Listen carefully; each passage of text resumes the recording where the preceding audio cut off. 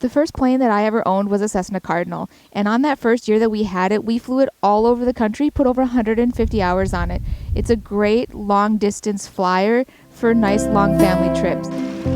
To take the flight video on this beautiful Cardinal, we flew a 500-mile trip across 4 states, spent 100 miles flying through a heavy rainstorm, and even got some beautiful air-to-air shots. It's actually very rare to have 4 different colors in a plane of this category. So I want you to picture a brand new Cessna 172 and think about the designs on those. Those are a $500,000 plane. Now if you take a look at this particular plane, I honestly believe that this one looks nicer. This is a fully customized design. It's got 4 different colors on it, a beautiful rich metallic red, a deep midnight black metallic, and a beautiful gold metallic. We've incorporated the wheel pants design as well as the wingtips into it, and if you see this particular design anywhere else, you can know that they've copied it because this is unique to us that we've customized. When you own an aircraft, it is about not only flying it, but also that you take pride in what you own, and having a beautiful aircraft that has gorgeous ramp appeal like this is something that you can be proud to own. And when it comes to the cost of owning an aircraft, there's a few key things. One is the cost of maintenance. For this particular plane, it's very low maintenance and very low cost for that. Another is insurance. This is the lowest price point for insurance, along the same lines as a 172. But the highest cost, especially when you fly a lot, is going to be your fuel. At 6 to 7 gallons per hour, you're going to save tens of thousands of dollars over time when you fly this plane. Now, if you're going to calculate your trip cost, something amazing comes out. What you would do is, for 4 people flying, you're actually only spending about 6 cents per mile per person. The aircraft I have behind me today is a great multi-purpose plane. You can use it starting at your private all the way up to your advanced ratings like commercial. I actually learned a ton of my ratings in the Cessna Cardinal. I had my instrument, commercial, CFI, CFII. It is a great plane to learn to fly in. It's also a really great time builder. You can fly it in economy settings and get less than 6 gallons per hour. So for people that are looking to build their time for airline careers, this is a great option. This is a great plane for scenic flights. You've got unobstructed views and large open windows. And we've taken this plane for a lot of long cross-country trips. It's a great family trip plane. The thing is that many planes out there are good for 1 or 2 different things, while this particular plane is really good for many different purposes. So we've provided some POH numbers here for the standard Cardinal, and this particular plane has been upgraded with more power, so it should have even better performance. If you take a look at the takeoff and landing distance, 845 feet and 400 feet means that you can operate in any field. With a standard service ceiling at 12,700, the upgrade would increase that up to 15 to 17,700 foot ceiling, which means that you can go anywhere, even over the mountains. With a range of 800 miles and a speed of 135 miles per hour, it's a great cross-country platform. And a very low stall speed of only 53 miles per hour means that it's very stable in slow flight as well. This Cessna Cardinal is for sale. If you're interested, you'll find the link down in the description below. So back when they started developing the Cardinal, Textron had actually acquired Lycoming. They chose the Cardinal as a replacement for the venerable 172 models. They had excess of the 0320 E2D engines laying around, so they decided to put them in the Cardinal. And these are absolutely wonderful engines. This Cardinal has the Lycoming 0320 E2D horizontally opposed 4-cylinder engine. Now the cylinders on this engine allow it to produce a takeoff power of 160 horsepower, 10 more than the factory. And with the power flow exhaust, the performance is closer to 175 horsepower. These are very reliable engines with a TBO of 2,000 hours. I've even seen flight schools running this particular engine over 3,000 hours before doing an overhaul. It has very low fuel burn. And not only the hours that are put on an engine, but also the age of the engine is important. This engine was recently overhauled in 2019 and has about 700 hours on it. That's about 142 hours per year average, which is actually good for any plane to fly constantly like that. With the help of an engine monitor in this plane, you can monitor the engine and manage it well for a longer life. We do frequent oil changes, and we do oil analysis, which helps monitor the internal health of the engine. You can see that this one is in good condition. And on top of that, the compressions are all 76, so the cylinders are in good shape as well. On top of that, this has the fixed pitch prop in it, so that makes it a little bit easier for those with a little bit less time to get comfortable with it, not having to worry about a constant speed prop. The strutless cantilever wing design on this aircraft is actually very strong. The design is faster in this particular model. And on top of that, when you're flying in the utility category, this particular plane is actually approved for chandelles, lazy eights, and even spins. You can actually go up to positive 4.4 Gs and negative 1.76 Gs and still stay within the envelope of this plane. Now, when you're taking those long cross-country trips, you're not limited to what type of airport you can fly into. The landing distance on this plane is only 400 feet. And all you need for takeoff is just over 800 feet. Cessna came out with these stabilator slots for the later model Cardinals, and this particular one has had the upgrade done to it to insert those in there, and it lands just like any other Cardinal. So when I talked about this being great for photo opportunities, this actually has a window installed for that where you can open it in flight and get completely unobstructed views outside without this, because otherwise these windows are slightly tinted, so it's nice to be able to take and use that. The plane itself is super easy to get in and out of, very wide open doors so you can walk in front of the wheel pants to get in. It's got the little step in here, so it's very easy to just use your foot to step up on it and climb right in. There is a lot of shoulder space, nice head space, and if you need a little bit more height, the pilot's seat does adjust up and down as well.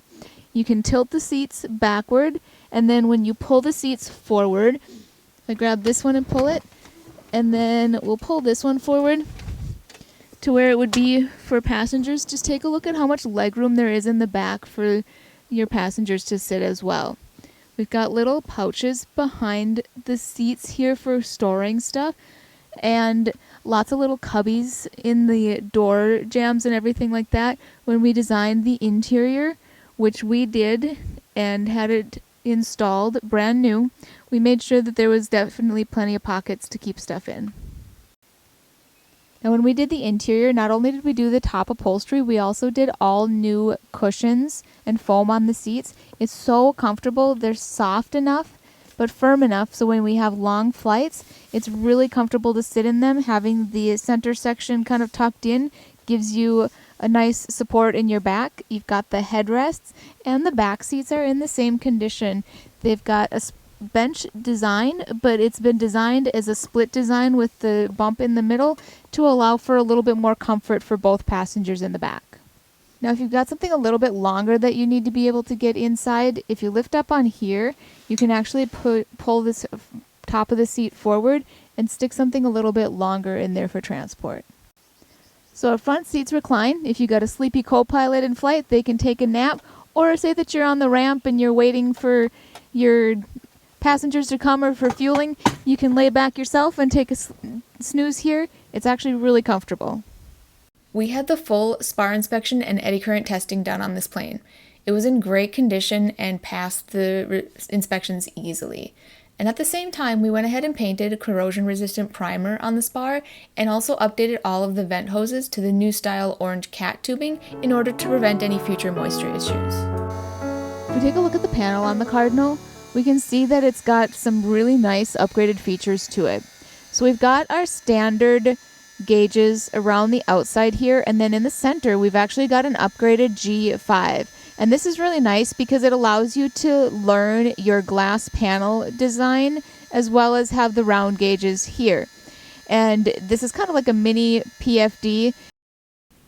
If you're not familiar with the G5, it incorporates all of the standard gauges along with some additional features. So you have not only your airspeed indicator, but also your ground speed. You've got your heading or DG, you have your attitude indicator, you've got your altimeter, your vertical speed, and then you also have bugs that you can put for both your heading and your altitude. It's also got the inclinometer and turn coordinator included. When flying a plane, redundancy is important, and actually planes like this usually don't have redundancy built in, but if you take a look with the G5, you've got your airspeed, both on the factory gauge and here. You've got your inclinometer, you have your heading, you have your altimeter, and you've got your vertical speed indicator. And then you've got the standard gauges to learn the round gauges. Here we've got just our fuel pressure amp gauge, our left and right fuel tanks, oil pressure and oil temp, and then our RPM gauge. And these are all the factory gauges. And then as a redundancy, we've actually got our digital engine monitor here. This JPI shows all of our fuel flow as well as our cylinder head temps, EGTs, and everything gives you a nice backup. It also provides much other useful and more detailed information than the factory gauges, such as you can monitor all of the cylinders, both CHTs and EGTs. And you can also use it to help you save a lot of fuel by precisely leaning using the fuel flow. The fuel remaining is additionally very important for long cross-country trips. Again, another redundancy, we've got the iPad mounted in here, and if you connect that to a unit, something like the GDL52, you can actually get in-flight weather and traffic, your ADS-B traffic, and terrain, and you can even use the synthetic vision option on here as well. So all of these redundant features makes this a very safe and very capable VFR platform. Having a data-capable panel-mounted iPad is very convenient. I was able to prepare the flight plan at home, and then it's available right here, so it only takes a few seconds and a few button clicks to load it up and be ready to go. We've got our dual radios, our two comms, and then our nav as a backup, our suction gauge, the audio panel, our standard stuff here with the 30 or 40 degrees of flaps, and then our transponder. We've got ADS-B out in a tail beacon, our standard defrost cabin air and heat mixture throttle, and the carb heat. And then this is our elevator trim, and then our light switches and our panel lights. And then we've also got an auxiliary fuel pump as well. So with the flaps, one of the things that I really like about Cessna is the very first notch, it goes down and it's got a stop in there, so you don't have to think about it, you don't have to look at it, you can just put it down to that first notch of flaps, and then beyond that, it's got 50, 3/4, and full down 100% on them. Egg check.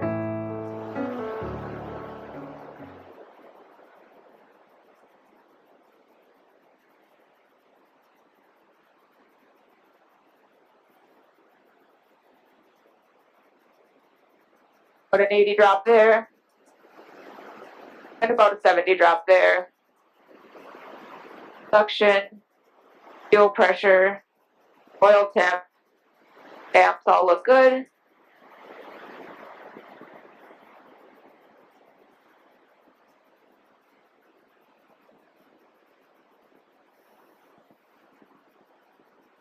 We'll do 1/4 flaps. Maximum performance takeoff, we'll hold the brakes. Climb at 67 till we'll clear our obstacles, and then we'll do a maximum performance climb.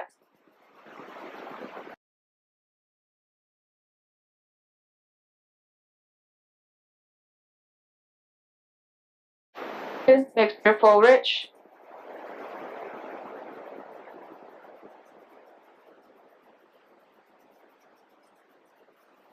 Your parameters in the green. Holding the brake for full power. We've got full power. Airspeed alive. A little bit of a crab to the left.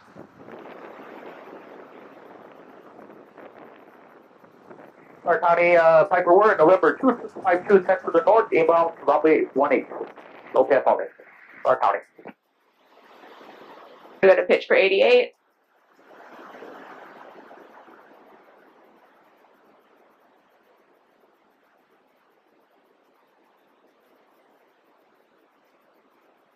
That's right. Yep.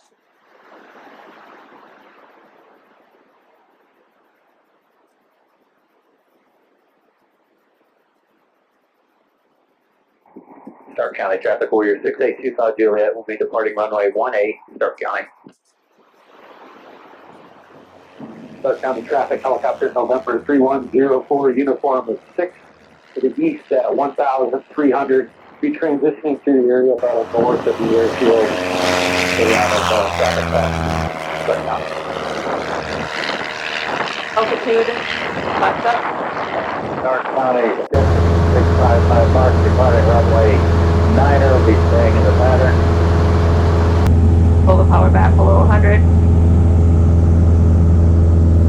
So we had a Cirrus following us, and we did some air-to-air shots, and they came pretty decent, but there's still some perfecting that could be done there.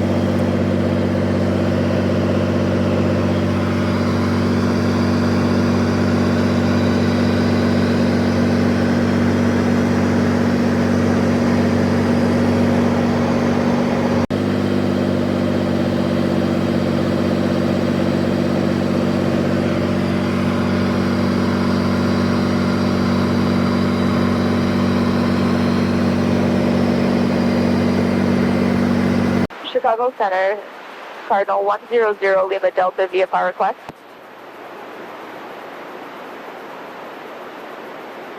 Number 100 Lima Delta, squawk 3156, maintain VFR. Squawk 3156, maintain VFR 100 Lima Delta. For about the last 100 miles of our 500-mile trip, there was continuous precipitation along our route. We even got to fly just along the edge of the La Crosse Airshow TFR. We had both satellite weather as well as ADS-B weather and the traffic to get us through all of that safely. This plane is easy to land. This here is a full flap landing, which will allow for a nice slow approach speed and less wear and tear on your tires and brakes. We do transition training for our customers and can help you to learn the techniques for flying and landing Cardinals. Upon my arrival to the FBO, there were many different planes out on the ramp, and although I may be a little bit biased, I do think that this was the best looking plane on their ramp. I parked next to our Cirrus, and I've got to say that it looked even better than that. Now, after a long cross-country trip, you aren't usually very tired when you arrive because it's a very easy and comfortable plane to fly, so you can arrive relaxed at your destination. Thank you for taking the time to watch our video today. I hope you enjoyed it. If you would, please take a moment to like our video and subscribe to our channel if you'd like to see future videos like this. And of course, if you have any questions or comments, we'll do our best to answer them if you leave them down in the section below. These all help us to grow our channel.